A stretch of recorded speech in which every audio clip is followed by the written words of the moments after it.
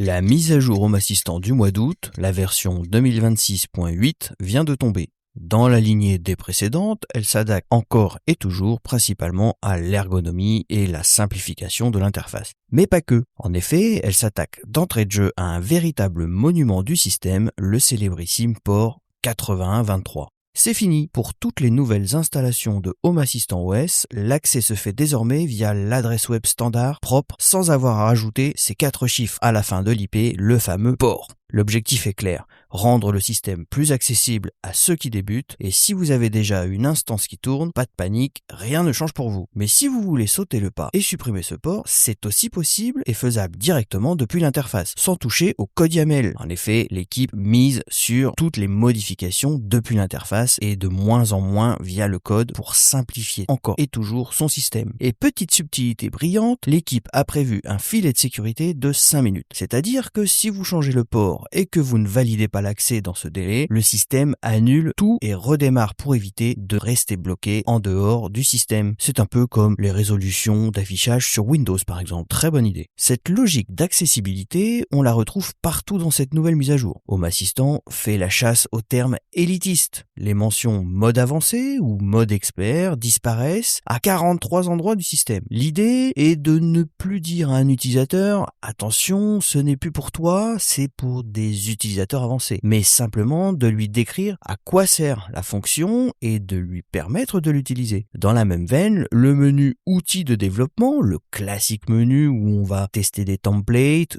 tester des services ou simplement rechercher des entités, devient tout simplement le menu outils. C'est un changement de nom logique puisqu'on est très nombreux à y aller tous les jours pour vérifier le nom d'une entité ou tester l'appel à un service par exemple, ou encore coder un template avant d'aller le mettre dans le code YAML de son installation. En parlant d'entité, on a enfin droit à du sur-mesure pour notre organisation. Vous pouvez maintenant définir votre propre modèle de convention de nommage pour vos entités, pour qu'elles s'organisent exactement selon votre logique personnelle. Et non plus seulement par zone ou par pièce comme c'était déjà le cas. Non, ici, vous avez la possibilité de créer votre convention de nommage propre et elle s'appliquera automatiquement à toutes vos entités nouvelles et existantes. Et du côté de la gestion du matériel, eh bien, fini les conflits. Si un équipement physique remonte via 2 intégrations différentes, Home Assistant ne les fusionne plus de force. Chaque intégration garde sa propre entité. C'est beaucoup plus propre en coulisses et beaucoup plus simple pour vous, vous n'avez rien à faire et le système s'autogère. La page du système payant de Home Assistant Cloud de l'abonnement de Nabucasa, s'offre elle aussi une nouvelle refonte, plutôt une fonte, puisque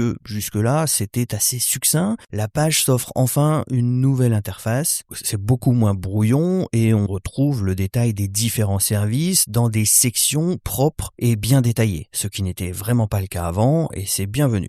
On note également l'arrivée de nouveaux déclencheurs, 2 exactement, liés aux vibrations ou aux phases de la Lune. On peut alors maintenant jouer avec ces nouveaux déclencheurs pour simplifier des automatisations. Enfin, on termine avec ce qui est, pour les gros utilisateurs d'automatisation, la vraie pépite selon moi de cette mise à jour, les templates. Déjà, les templates YAML, avec un résultat numérique, gagnent jusqu'à 40% de rapidité d'exécution. C'est vraiment super. Quand vous avez beaucoup de templates dans votre domotique, vous allez voir, cette réactivité est vraiment surprenante. Mais surtout, ils restaurent enfin leurs états après un redémarrage du système. C'était une plaie jusque-là, puisque quand vous aviez beaucoup d'entités alimentées par des templates et que vous redémarriez votre système, les compteurs étaient remis à zéro. C'était notamment le cas avec notre guide sur la connectivité de la machine à laver et vous aviez été nombreux à me remonter ce problème. Eh bien, c'est résolu dans cette mise à jour. Et pour tout autre template numérique, bien sûr.